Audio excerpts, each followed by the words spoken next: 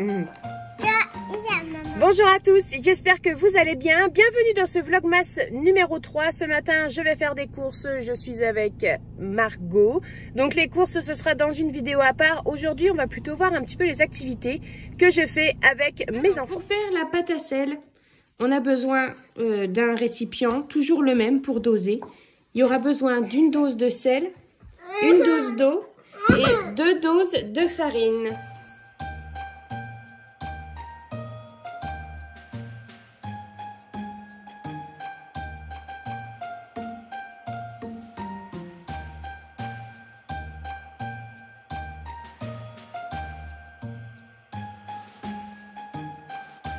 Valentin, il est parti sur un bonhomme de neige. Et Thibaut? Je sais pas. Thibaut ne sait toujours pas. Et toi, Margot? Margot, ça patouille.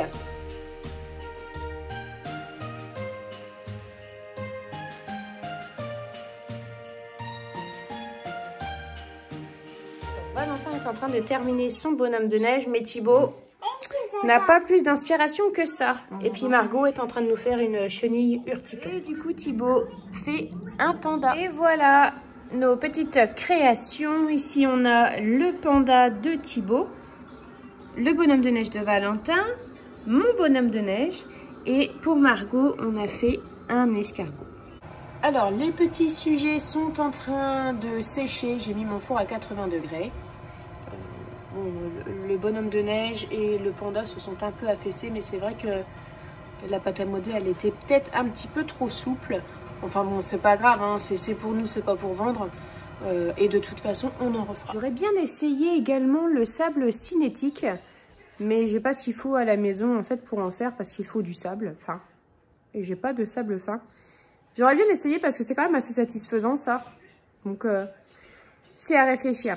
S'il y a moyen de pouvoir trouver du sable fin, je pense qu'on essaie. Je vais vous montrer une paire de jeux que nous avons à la maison. Donc ce sont des petits jeux qui se jouent pas trop longtemps en fait. C'est pas des jeux qui durent très très longtemps.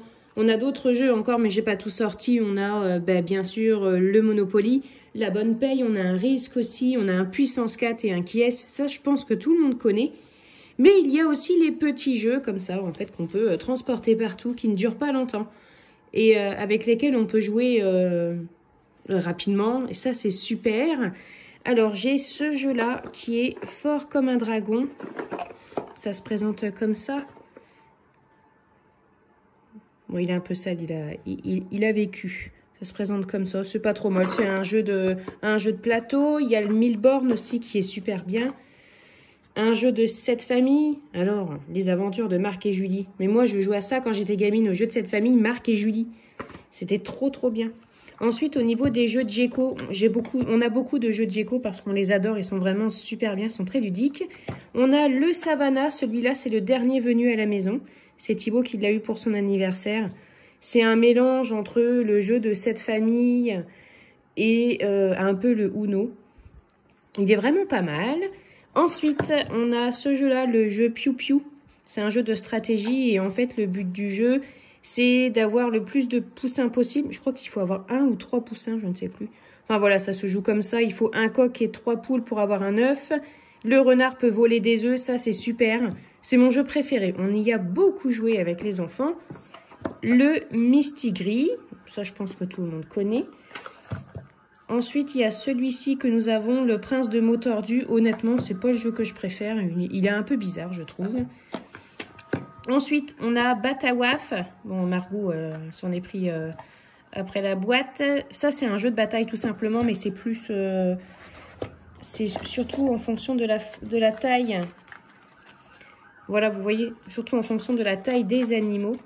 Ça, c'est vraiment génial. Pirate Attack. Donc, Pirate Attack, le but du jeu, c'est de construire un bateau. Il y a 4 bateaux différents et puis on tombe sur des embûches. Voilà, il y a des pirates qui vous volent des pièces d'or. On peut se faire bombarder et tout. C'est vraiment super. Le beau gosse. Donc, le beau gosse, il faut reconstruire le squelette. Celui-là, il est super. C'est pareil, c'est un jeu que Thibaut a eu à son anniversaire. C'était une amie qui lui a offert. Et en plus, les cartes, elles sont fluorescentes et le jeu, il est vraiment super. Je vais essayer de vous l'ouvrir. Donc voilà, les cartes se présentent comme ça, en fait. Il faut reconstruire le squelette. Celui-là, Thibaut, il aime beaucoup y jouer. Et puis c'est pareil, ce sont des jeux...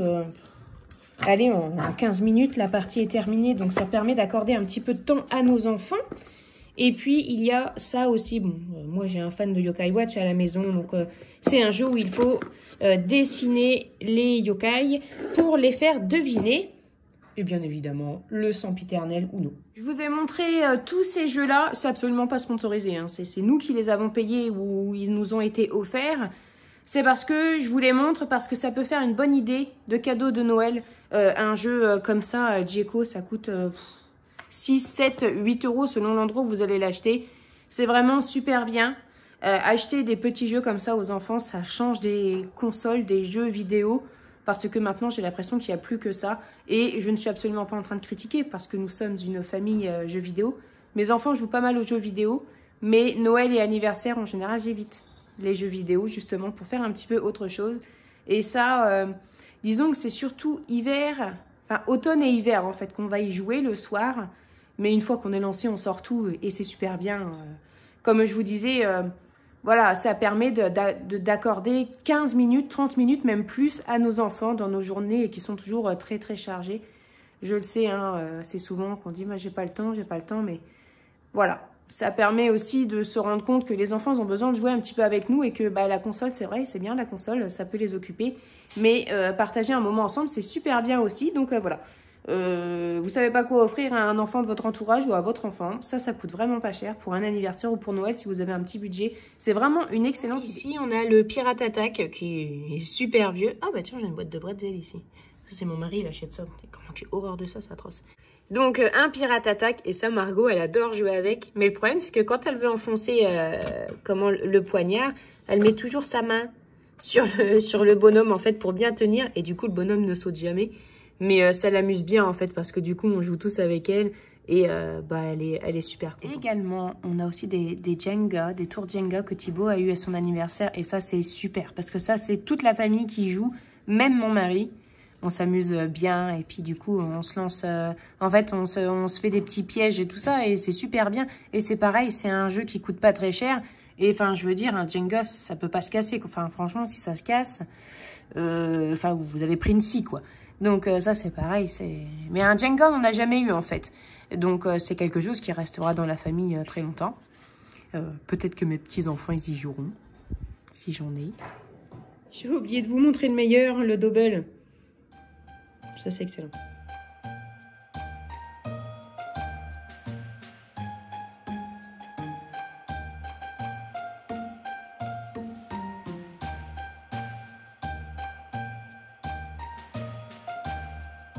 Pour nos petites créations en pâte à sel, alors c'est clair que le petit panda de Thibaut et le bonhomme sans nom de Valentin se sont un peu affaissés. Le mien pas du tout parce que j'avais refait de la pâte à sel, il n'y en avait pas assez pour tout le monde.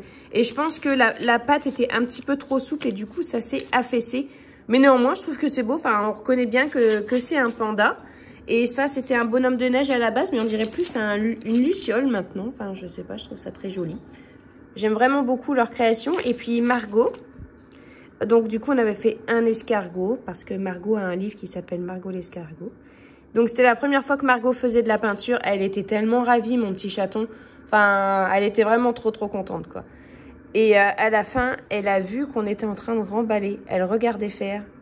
Et en fait elle a regardé son pinceau. Et elle s'est peinturé le visage. Elle s'est dit, allez, c'est le moment ou jamais de le faire parce que je me retenais jusqu'à présent. Je le fais. Donc, bon, c'est de la gouache. C'est parti super vite. Il n'y a aucune peinture partout. Ça s'est super bien nettoyé. Donc, voilà, c'était vraiment un bon moment passé ensemble. Je pense qu'on en refera parce que ça peut être pas mal de faire des petits sujets comme ça pour mettre chacun à côté de son assiette sur la table. Je pense qu'on en refera. Et donc, ça, c'est mon bonhomme de neige. Donc voilà, et ça c'est un panda que Thibaut veut offrir à sa maîtresse, donc je verrai avec lui s'il veut lui offrir celui-là ou s'il veut en refaire un autre. Et voilà.